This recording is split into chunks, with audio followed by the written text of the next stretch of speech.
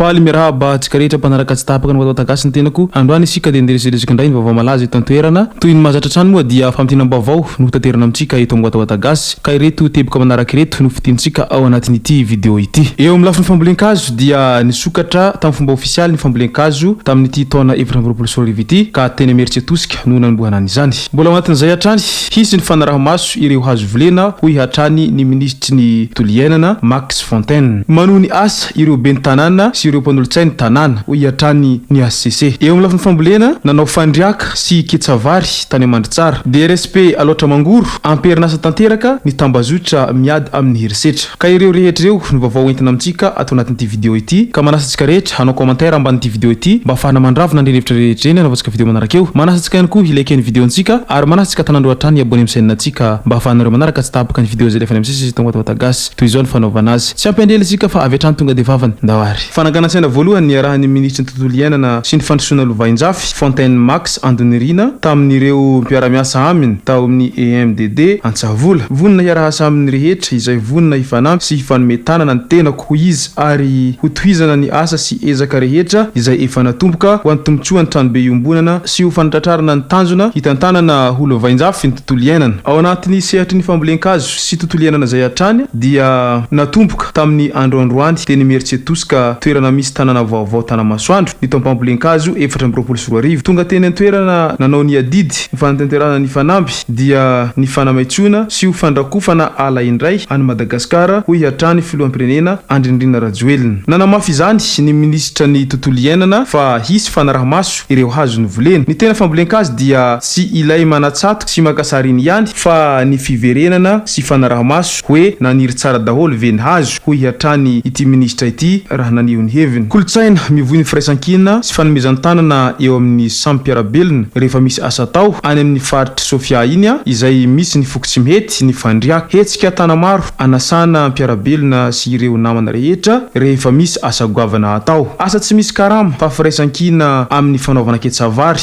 no atao mandritra n'izany fandriaka izany. Ka noho izany ara dia maro ireo vatan-behivavy sy vatan-dehilahy no mifarimbona manao an'izany asa tana maro izany satria moa araky ny fomba fitenenana hoe asa vatidrandro tsy vita raha tsy fanakonana ka izay indrindra no mbola manjaka ao anatin'ny fokotsy mihety satria ny fokotsy mihety moa ia raha mahalala sy mahita fa isan'ny foko tena mbola anjakany izany hoe firaisan-kina sy fihavanana izany. Ka noho izany dia mahavita zavatra tsara ihany isika rehetra rehefa mipetraka ny fifankatiavana sy ny firaisan-kina eo amin'ny sampiarabelona fa tsy voatery vola daholo izay zavatra rehetra atao. Taorian'ny fangataham-panazavana nataon'ny Prime Ministre Antsay Christian tamin'ny HCC momba ireo ben'ny tanàna sy ireo mpanolotsaina ny tanàna izay efa lany feptom-piasana dia namaly izany ny HCC tamin'ity herinandro ity. Araka izany ara dia mitohy toy ny teo aloha ny asan'ny ben'ny tanàna sy ireo mpanolotsaina mandrapahatonga izay mety ho solon'izy ireo amin'ny fifidianana izay atao amin'ny taona ity. Misy ho PDS kosa ho an'ireo izay ben'ny tanàna maty na niala nametra-pialana na voatendry amin'ny andraikitra hafa. Resaka tsy fandripahalemana mpangalatra roa lahy no tratra nangalatra amin'ny andro atoandro teny Andraharo. Sendra no tampoka ny tompotrano dia nifanena tamin'ireo mpangalatra. Ireo jolahy indray no nanontany tompotrano hoe inona ny anialahy. Telo lahy ry zareo fa toa hoe tafaporitsika ny iray. Ka noho izany ara dia melombelo hatrany isika fa ny mpangalatra amin'izao efa tsy mena retsony na antoandro nanahary aza rehefa hanao ny asa ratsiny. Ary ny amaranantsika azy dia raharaha any aloatra mangoro any. Ankizy mpianatra 740 ao amin'ny lycée Ranohavo Manana Norbert Ambatondrazaka no nahazo fanentanana momba ny ady amin'ny herisetra sy ny momba ny zony ankizy tamin'ny alarobia 24 janoary. Izany dia santionan'ireo asan'ny tambazotra miady amin'ny herisetra any amin'ny faritra loatra mangoro izay efa amperinasa amin'izao fotoana izao. Mikendry ny hanafona ny herisetra atao amin'ny ankizy ny fitalevam-paritry ny mponina sy ny firaisan-kina any an-toerana. Izany antokiray sy ny fampandrosoana rahampitso noho izy ireo ho avy ny firenena hoy hatrany tompony andraikitra raha nanentana ny rehetra. Ankoatra ny solo tena ny ministry ny mponina dia nandray anjara tamin'izany hetsika izany ny polisy firenena tany Ambatondrazaka ary ny teo anivony fanabeaza-pirenena. Izay sy zay ara tomboky lasy tomboky vavy amararako an'ity videontsika ity. Manasitsika rehetra hanao commentaire ambanin'ity video ity mba ahafahana mandravona andreny hevitra rehetra eny anaovantsika video manaraka eo. Manasitsika ihany koa ilaiken'ny videontsika ary manasitsika tanandro hatrany aboneo amin'ny chaîne-ntsika mba ahafahanareo manaraka tsy tapaka ny video zay lefa MIASA tao Nouveaute tomboky lasy tomboky vavy mankasitraka de mirary soa.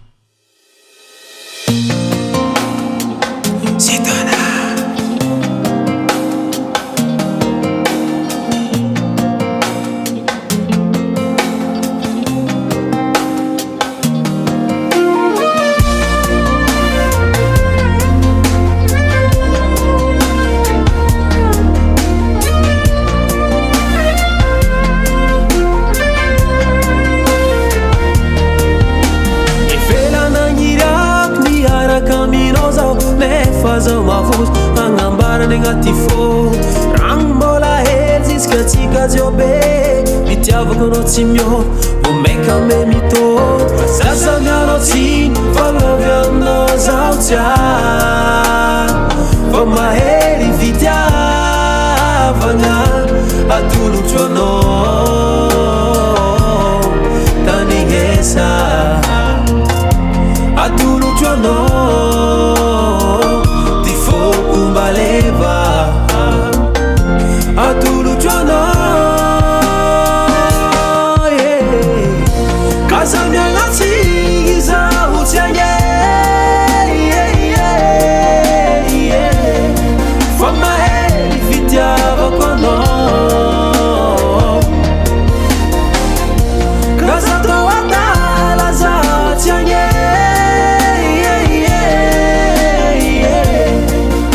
Fano yula niko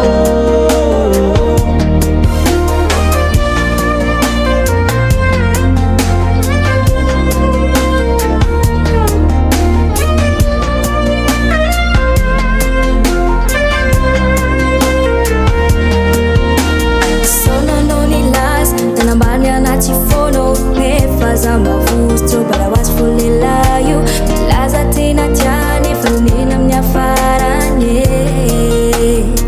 Iskwano tena tia Sakwambalo